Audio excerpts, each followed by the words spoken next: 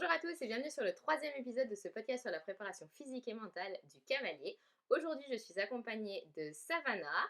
Savannah était cavalière de poney, elle vient tout juste de passer à cheval et elle va nous parler de la préparation mentale qu'elle avait avec ses poneys.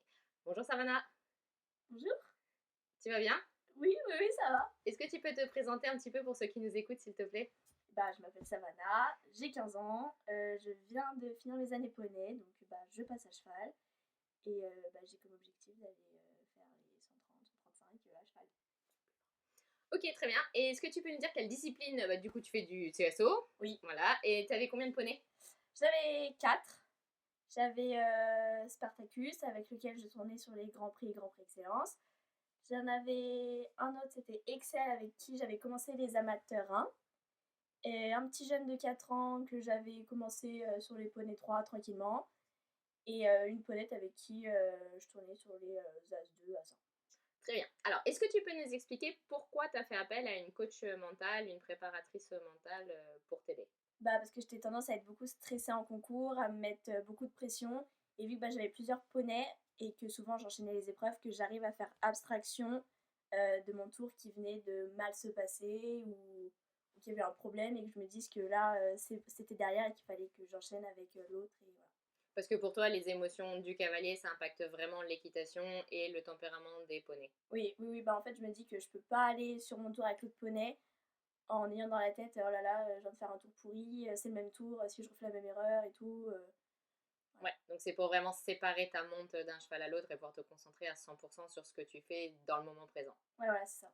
Ok, est-ce que tu peux nous dire un peu à quelle fréquence tu voyais ta préparation, ta préparatrice mentale? Est-ce que tu l'appelais? Est-ce que tu la voyais? Comment ça s'organisait? Est-ce qu'elle te donnait des exercices, tout ça? Je pouvais pas trop la voir parce qu'elle était à Paris, donc un peu compliqué. Mais souvent, je l'appelais, si j'étais en concours le week-end et tout, c'est logique, mais souvent, je l'appelais le mercredi, donc on se faisait une séance en visio.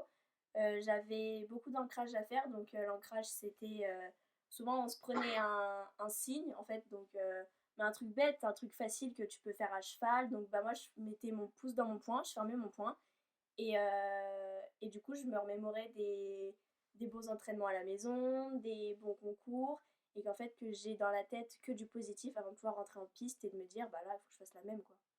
Ouais, très bien. Donc avoir des pensées vraiment positives, être dans la bonne humeur et se concentrer que sur le positif. Ouais, voilà, c'est ça. Et du coup, tu avais un signe par poney ou alors c'était le même signe pour tous les poneys?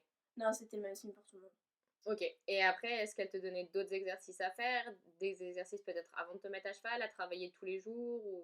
Après, c'était beaucoup d'exercices de respiration. J'avais une routine de respiration, pareil que c'était par répétition, en fait. Genre, je faisais 15 secondes, 4 secondes, j'inspire, après je bloque, j'expire sur 6 secondes. Enfin, c'était. Mais après, ça, c'est pareil, c'est des routines que chacun peut mettre en place comme il le souhaite.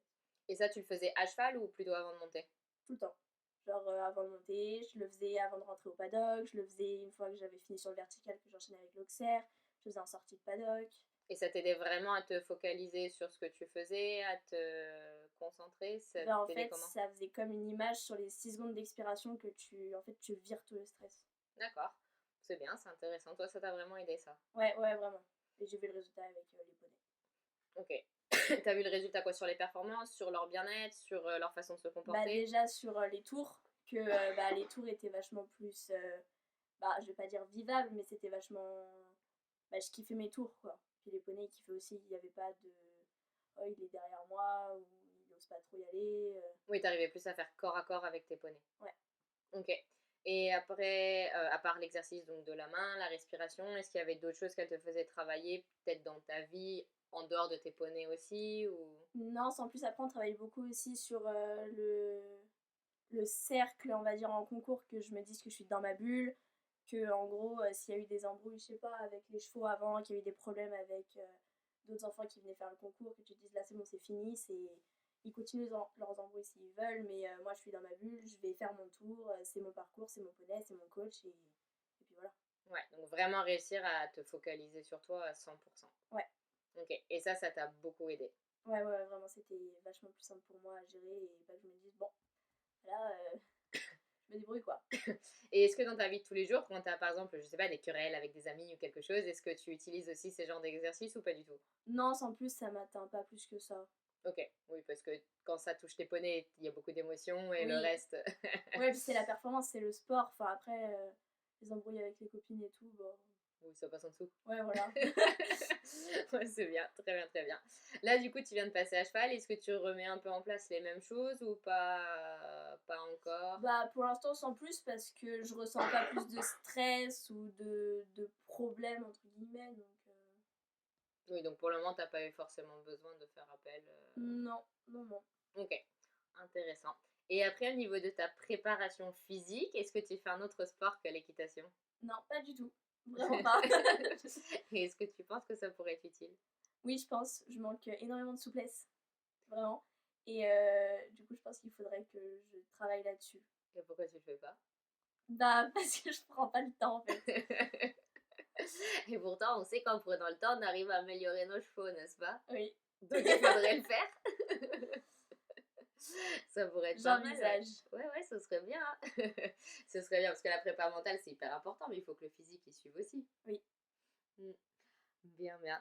Et niveau prépa mentale, etc., quand tu te mets dans ta bulle, est-ce que tu as des tocs? Est-ce que tu as une routine avec tes poneys? Comment ça fonctionne? Non, sans plus, on va dire que je prépare toujours mes poneys de la même manière, mais c'est des trucs bêtes, genre d'abord la protège gauche, après la protège droite. Quand je sangle, j'attache toujours d'abord à droite, après je sangle à gauche. Ensuite, je m'équipe moi, ensuite je mets le filet. Mais c'est que des trucs comme ça. Mais par contre, s'il y a quelqu'un qui arrive et qui met d'abord ma protège droite au lieu de la gauche, ça me perturbe. Et là, tu es obligé de faire des exercices de respiration pour te Ouais. calmer. Ouais, ou sinon j'enlève ma protège Ah oui. et après je remets. Oui, donc il y a quand même des vrais tocs. Donc Ouais. sans plus, il y en a pas mal quand même. D'accord, ok. Et c'est quoi? Si tu dis que si la routine elle est pas dans le bon ordre, ta séance, enfin ton concours peut pas bien se passer ou... Non, mais c'est juste moi où je me dis en fait j'ai l'impression de préparer à l'envers. Ah oui, d'accord. Ok, très bien, très bien. Très bien, très bien. On a parlé de ta prépa à toi. Pour tes poneys directement, qu'est-ce que tu fais au niveau des soins physiques ou mentaux? Qu'est-ce que tu avais en place comme routine de soins avec eux? Et bah, déjà j'ai une super masseuse. Merci. Voilà. et, et sinon, bah, physique, je sautais déjà pas beaucoup à la maison. Ou au pire, si on sautait, c'était vraiment que ça faisait 3 ou 4 semaines qu'ils avaient pas sauté et qu'on avait un concours. Mais sinon, limite, je sautais la semaine d'avant le concours. Ou sinon, je sautais le mercredi ou le mardi. Donc beaucoup de travail sur le plat. Ouais, beaucoup de travail sur le plat, beaucoup d'extérieur. Ouais, ça, tu penses que c'est important pour eux? Ouais, bah souvent avant de partir en concours, la veille, je partais faire un trotting ou des trucs comme ça. Pour Ou leur sinon, changer. ça faisait un petit coup de longe, mais histoire qu'ils gardent aussi le jeu pour le concours et que je les crève pas Ouais. avant d'arriver en concours. Et c'est aussi quoi pour le mental aussi, le trotting, Bah, tout ça? c'est ça, de se dire que, enfin, je sais pas, moi, avant d'aller faire une grosse échéance ou quoi, je trouve ça sympa d'aller de voir autre chose que du sable, quoi. Ouais, ça irait la tête. Ouais, c'est ça. Bien. T'as parlé que tes poneys voyaient la masseuse, donc ils voyaient l'ostéo, le dentiste aussi. Oui. Et toi, est-ce que tu vois masseur, ostéo, tout ça? Ostéo, oui, beaucoup. Oui, parce que Justement, tu avec. tombes souvent. Voilà. Puis ma raider, hein. Ça fait du bien. Puis j'ai tout le temps tendance, des fois, je me lève le matin, puis je me fais oula, j'ai mal là, et pourquoi là, quand je fais ça, ça me fait mal.